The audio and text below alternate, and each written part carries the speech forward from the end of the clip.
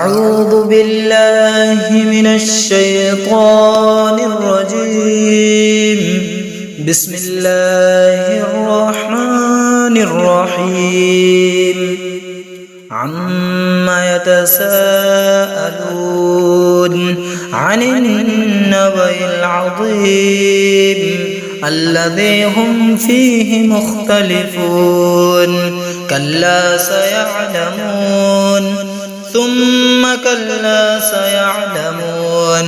ألم نجعل الأرض مهادا والجبال أوتادا وخلقناكم أزواجا وجعلنا نومكم سباتا وجعلنا الليل لباسا وجعلنا النهار معاشا وبنينا فوقكم سبعا شدادا وجعلنا سراجا وهاجا وأنزلنا من المعصرات ماء ثجاجا لنخرج به حبا ونباتا وجنات ألفافا.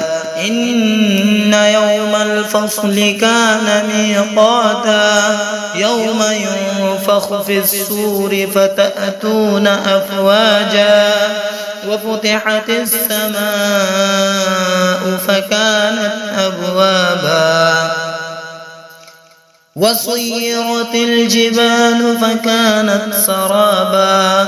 إن جهنم كانت مرصادا للطاغين مآبا لابثين فيها أحقابا لا يذوقون فيها بردا ولا شرابا إلا حميما وغساقا جزاء وفاقا. إنهم كانوا لا يرجون حسابا وكذبوا بآياتنا كذابا وكل شيء أحصيناه كتابا فذوقوا فلن نزيدكم إلا عذابا.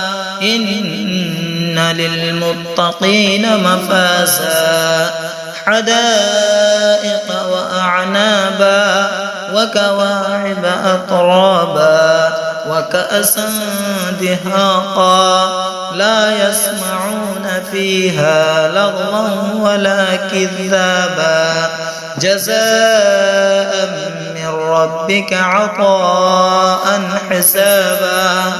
رب السماوات والأرض وما بينهما الرحمن لا يملكون منه خطابا. يوم يقوم الروح والملائكة صفا لا يتكلمون إلا من أذن له الرحمن وقال صوابا. ذلك اليوم الحق فمن شاء اتخذ إلى ربه مآبا. إنا أنذرناكم عذابا قريبا يوم ينظر المرء ما قدمت يداه ويقول الكافر يا ليتني كنت ترابا.